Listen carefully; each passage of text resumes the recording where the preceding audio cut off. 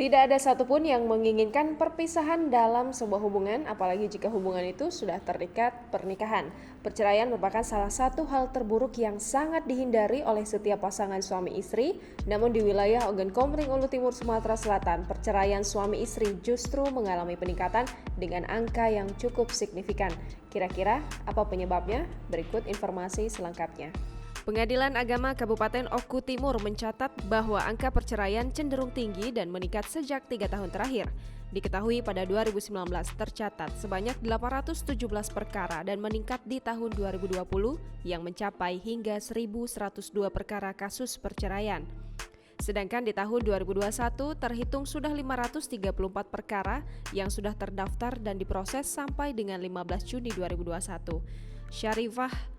Syarifah Aini, Ketua Pengadilan Agama Martapura Oku Timur menyebutkan rata-rata faktor ekonomi menjadi penyebab utama tingginya angka perceraian, terutama gugat cerai dari istri terhadap suami. Sejak 3 tahun terakhir, sambungnya, cerai gugat yang diajukan pasangan perempuan angkanya terus meningkat. Dijelaskannya setiap kasus penggugat cerai, baik perempuan maupun laki-laki, terlebih dahulu dilakukan mediasi agar kedua belah pihak mendapat arahan dan menemukan jalan terbaik sebelum disidang.